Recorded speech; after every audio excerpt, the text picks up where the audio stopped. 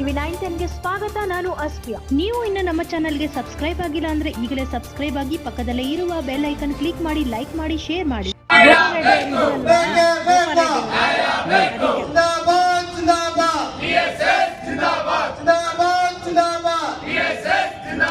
ದಲಿತ ಸಂಘರ್ಷ ಸಮಿತಿ ಹೋರಾಟಕ್ಕೆ, ದಲಿತ ಸಂಘರ್ಷ ಸಮಿತಿ ಹೋರಾಟಕ್ಕೆ ಜಿಂದಾಬಾದ್ ಜಿಂದಾಬಾದ್ ಜಿಂದಾಬಾದ್ ಜಿಂದಾಬಾದ್. ಎಗ್ಗಿಲ್ಲದೆ ನಡೆಯುತ್ತಿದೆ ದಲಿತರ ಮೇಲಿನ ದೌರ್ಜನ್ಯ. ಹಣ ಕೊಟ್ಟವರಿಗೆ ಮಾತ್ರ ಸಬ್ಸಿಡಿ ಸಾಲ ಸೌಲಭ್ಯ. ದಲಿತ ಸಂಘರ್ಷ ಸಮಿತಿ ವತಿಯಿಂದ ಜಿಲ್ಲಾದ್ಯಂತ ಏಕಕಾಲದಲ್ಲಿ ಅನಿರ್ದಿಷ್ಟಾವಧಿ ಧರಣಿ. ಬಾಗೇಪಲ್ಲಿ ಪಟ್ಟಣದ ತಾಲೂಕು ಕಚೇರಿಯ ಆವರಣದಲ್ಲಿ ದಲಿತರ ಮೂಲಭೂತ ಸಮಸ್ಯೆಗಳು ಮತ್ತು ದಲಿತರ ಮೇಲಿನ ದೌರ್ಜನ್ಯಗಳ ಬಗ್ಗೆ ಜಿಲ್ಲಾಡಳಿತ ನಿರ್ಲಕ್ಷ್ಯ ಹಾಗೂ ದಲಿತ ವಿರೋಧಿ ನೀತಿಯನ್ನು ಖಂಡಿಸಿ ನೆಮ್ಮದಿಯ ಬದುಕಿಗಾಗಿ ಭೂಮಿ, ಘನತೆಯ ಬದುಕಿಗಾಗಿ ಒಂದು ಮನೆಗಾಗಿ ಒತ್ತಾಯಿಸಿ ಪ್ರತಿಭಟನೆಯನ್ನು ಹಮ್ಮಿಕೊಳ್ಳಲಾಗಿತ್ತು.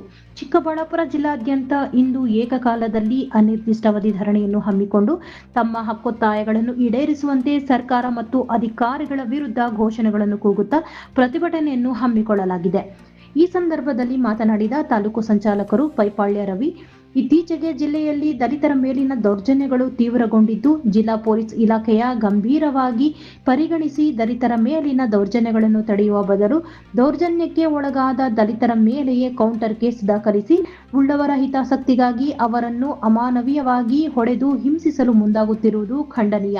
ಇನ್ನು ದಲಿತರು ಮತ್ತು ಹಿಂದುಳಿದವರ ಆರ್ಥಿಕ ಪ್ರಗತಿಗಾಗಿ ಸ್ಥಾಪನೆಗೊಂಡ ಅಂಬೇಡ್ಕರ್ ಅಭಿವೃದ್ಧಿ ನಿಗಮ, ಆದಿಜಾಂಬವ ಭೋವಿ ಅಭಿವೃದ್ಧಿ ನಿಗಮಗಳಂತೂ ವ್ಯಾಪಾರ ಕೇಂದ್ರಗಳಾಗಿ ಮಾರ್ಪಟ್ಟಿವೆ. ಲಂಚ ಕೊಟ್ಟವರಿಗೆ ಮಾತ್ರ ಸಬ್ಸಿಡಿ ಸಾಲ ಸೌಲಭ್ಯಗಳು ದೊರೆಯುತ್ತವೆಯೇ ಹೊರತು ನಿರ್ಗತಿಕ ಬಡವರು ಎಂದರೆ ಲೆಕ್ಕಕ್ಕಿಲ್ಲದಂತೆ ಆಗಿದೆ. ಮತ್ತು ದಲಿತ ಸಂಘರ್ಷ ಸಮಿತಿ ನ್ಯಾಯಬದ್ಧವಾದ ಹೋರಾಟಗಳನ್ನು ಮಾಡುತ್ತಾ ಬಂದು ದಲಿತರ ಮೂಲಭೂತ ಸಮಸ್ಯೆಗಳಿಗಾಗಿ ಅರ್ಜಿಗಳನ್ನು ಕೊಟ್ಟಿದ್ದರೂ ಸಹ ಅಧಿಕಾರಿಗಳು ತಮಗೇನು ಸಂಬಂಧ ಇಲ್ಲ ಎಂಬಂತೆ ನಿರ್ಲಕ್ಷಿಸಿ ನಮ್ಮ ಅರ್ಜಿಗಳು ಎಲ್ಲ ಧೂಳು ಇಟ್ಟಿವೆ ಹೊರತು ಪರಿಹಾರ ಮಾತ್ರ ಸಿಗುತ್ತಿಲ್ಲ. ಹಾಗಾಗಿ ಜಿಲ್ಲಾ ಆಡಳಿತ ಹಾಗೂ ತಾಲೂಕು ಆಡಳಿತ ನಿರ್ಲಕ್ಷ್ಯ ಧೋರಣೆಯನ್ನು ಖಂಡಿಸಿ ಇಂದು ಜಿಲ್ಲಾದ್ಯಂತ ಏಕಕಾಲದಲ್ಲಿ ಅನಿರ್ದಿಷ್ಟಾವಧಿ ಧರಣಿ ಸತ್ಯಾಗ್ರಹವನ್ನು ಹಮ್ಮಿಕೊಂಡಿದ್ದೇವೆ. ನಮ್ಮ ಬೇಡಿಕೆಗಳನ್ನು ಈಡೇರಿಸದ ಪಕ್ಷದಲ್ಲಿ ನಮ್ಮ ಧರಣಿ ಸತ್ಯಾಗ್ರಹವನ್ನು ಮುಂದುವರಿಸುತ್ತೇವೆ ಎಂದರು.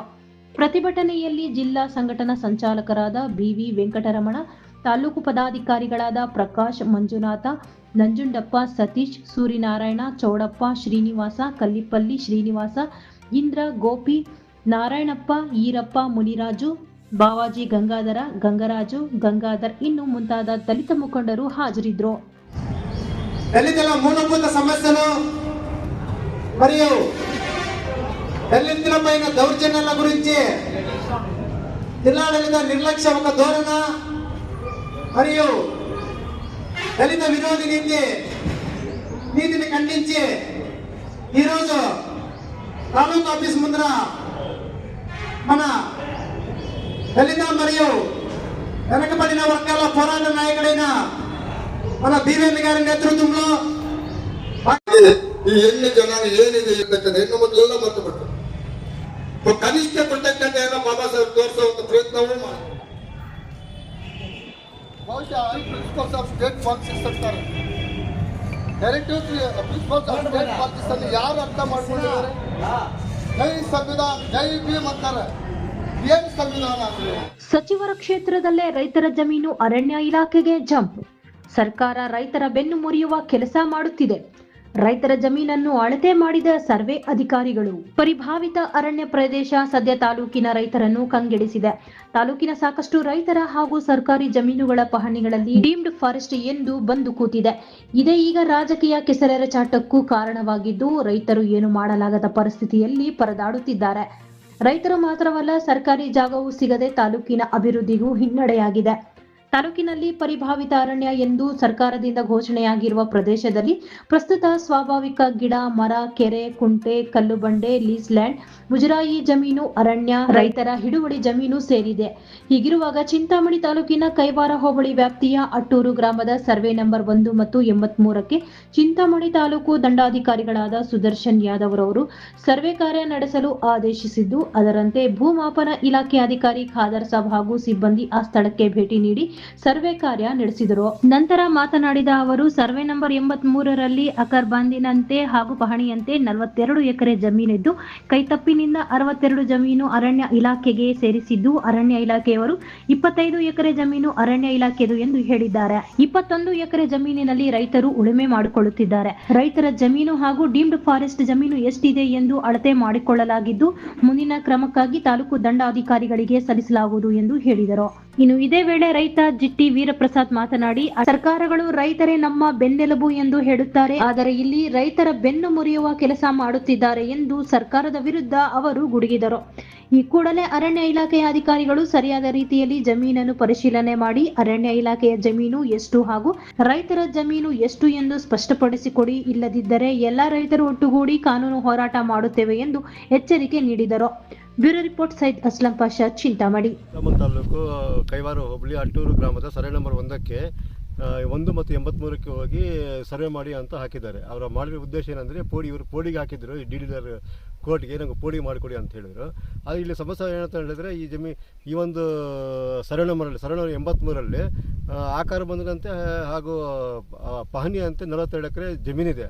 ಆದರೆ ಕ್ಲರ್ಕಿಯಲ್ ಮಿಸ್ಟೇಕ್ಸಿಂದ ನೋಟಿಫಿಕೇಷನಲ್ಲಿ 62 ಎಕರೆ 3 ಗುಂಟೆ ಅಂತ ಯಾರಿಗೆ ಅರಣ್ಯ ಪ್ರದೇಶಕ್ಕೆ ಸೇರಿಸಿದ್ದಾರೆ. ಇದು ಕ್ಲರ್ಕಿಯಲ್ ಮಿಸ್ಟೇಕ್ಸ್ ಅಂದರೆ ಕೈತಪ್ಪನಾಗಿರುವಂಥ ಒಂದು ಕ್ಲರ್ಕಿಯಲ್ ಮಿಸ್ಟೇಕಿಂದ ಆಗಿರೋದು.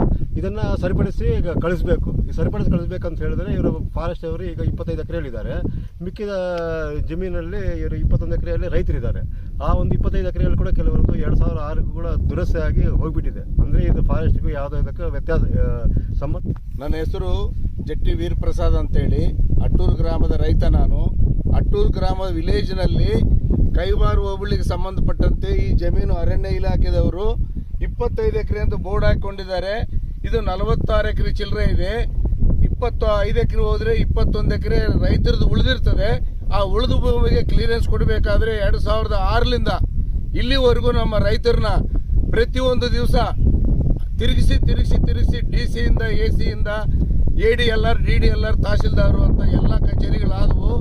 ಆದರೆ ಸರ್ಕಾರದವರು ರೈತರಿಗೆ ನಿಮ್ಮ ಮನೆಗೆ ನಿಮ್ಮ ದಾಖಲಾತಿಗಳು ಅಂತಾರೆ. ಇದು ಎಂಥ ಕಾನೂನು, ಎಂಥ ಕರ್ಮ ನಮ್ಗೆ ಹೇಳಕ್ಕಾಗ್ತಾ ಇಲ್ಲ.